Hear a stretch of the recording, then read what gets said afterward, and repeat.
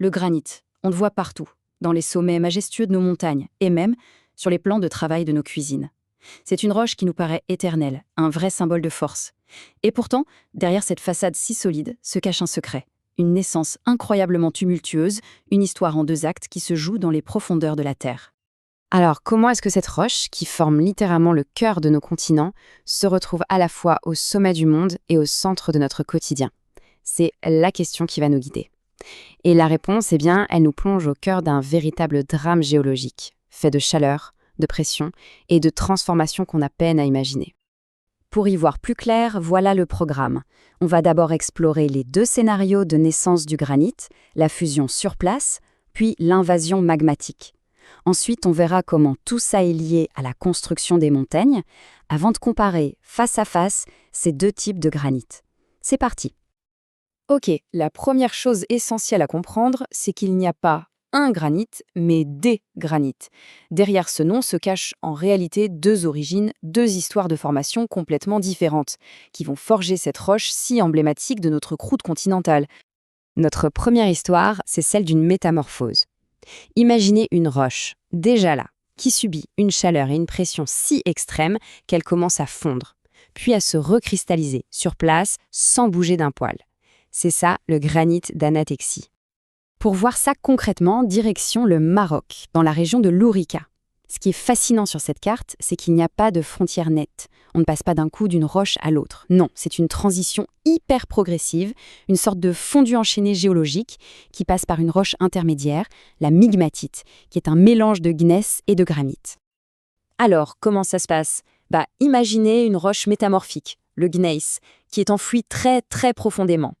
La température et la pression grimpent en flèche, jusqu'au point où la roche commence à fondre partiellement. Ça donne une sorte de bouillie de cristaux et de liquide. C'est la migmatite. Et si la fusion continue, le liquide finit par se refroidir très très lentement sur place pour recristalliser en un tout nouveau granit. Ce processus, il a un nom, l'anatexie.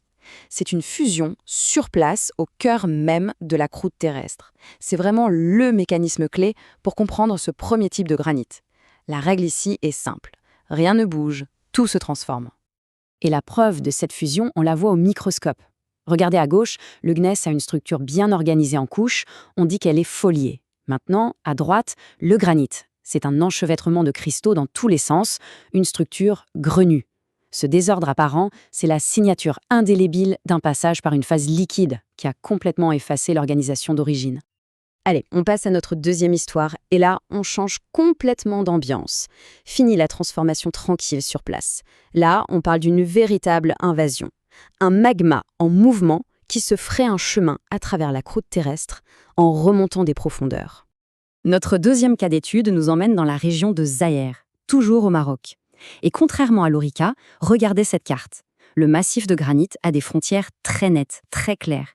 Et tout autour, on voit une zone bien distincte qu'on appelle une auréole de métamorphisme. Qu'est-ce que c'est que cette auréole ?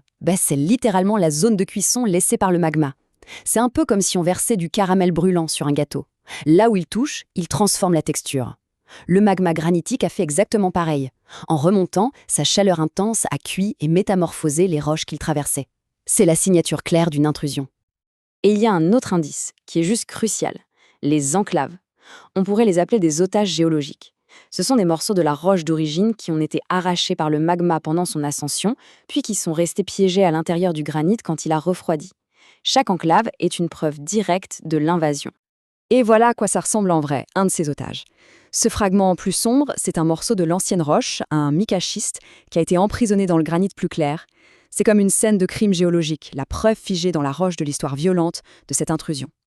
Bon, maintenant qu'on a vu ces 2 histoires, la grande question c'est quel est le rapport ? Qu'est-ce qui peut bien créer des conditions de chaleur et de pression aussi extrêmes pour faire fondre la croûte terrestre ? Eh bien, la réponse se trouve dans un des événements les plus puissants de notre planète, la formation des chaînes de montagnes. Quand 2 continents se rentrent dedans, la croûte continentale est comprimée, elle se plisse et surtout elle s'épaissit. Un peu comme un iceberg, elle s'élève pour former des montagnes, mais elle s'enfonce aussi très profondément dans le manteau, créant ce qu'on appelle une racine crustale. Et c'est là, dans cette racine, que les conditions de pression et de température deviennent absolument extrêmes. Alors, ce graphique peut faire un peu peur, mais en fait, il raconte le voyage incroyable d'une roche. Suivez la flèche. D'abord, la roche est entraînée en profondeur par la collision. La pression et la température montent en flèche. Puis, la racine de la montagne remonte tout doucement. La pression diminue, mais la roche reste incroyablement chaude. Et c'est là que le moment clé se produit. Elle traverse cette ligne en pointillé, le solidus. C'est le point de fusion. La roche devient cette fameuse bouillie, la migmatite. Et finalement, en continuant de remonter et de se refroidir, elle recristallise pour devenir notre granit. Ok, mais si tout ça se passe à des dizaines de kilomètres sous terre, comment ça se fait qu'on le voit aujourd'hui? La réponse, c'est deux choses, le temps et l'érosion. Pendant des millions et des millions d'années, le vent, la pluie ont lentement raboté les montagnes qui se trouvaient au-dessus. Le granit qu'on voit aujourd'hui, ce n'est donc pas une simple roche, c'est le cœur mis à nu, la racine profonde d'une chaîne de montagnes fantômes, disparue depuis bien longtemps. Bon, pour être sûr que tout est bien en place, récapitulons les différences fondamentales entre nos deux types de granit. C'est le moment du face-à-face final pour s'assurer que tout est clair. Le point crucial, c'est donc vraiment l'origine. Sur place pour l'anatectique, en mouvement pour l'intrusif. Et ça a des conséquences directes. On a de grandes surfaces pour le premier et des corps bien délimités, des plutons, pour le second. La limite est progressive avec une zone de migmatite pour l'anatectique et au contraire, elle est très nette avec une auréole de cuisson pour l'intrusif. Et ce dernier schéma, il est super, parce qu'il relie nos deux histoires. Regardez bien. Tout en bas, au plus profond, au cœur de la racine de la montagne, c'est le domaine du granit anatectique, celui qui se forme sur place. Mais parfois, une partie de ce magma en fusion trouve une sortie, une fissure et s'échappe vers le haut. Il s'introduit dans les roches supérieures pour former des corps de granit intrusifs. En fait, nos deux histoires ne sont que les deux faces d'un même grand événement géologique. Au final, que ce soit au sommet d'une montagne ou sur un plan de travail, chaque morceau de granit raconte une histoire absolument épique de destruction et de renaissance. C'est le grand cycle de recyclage de notre planète, à l'œuvre depuis des milliards d'années. Et ça nous laisse avec une dernière question assez vertigineuse. En ce moment même, là, sous nos pieds, quelles sont les roches qui sont en train de fondre pour forger les continents du futur ?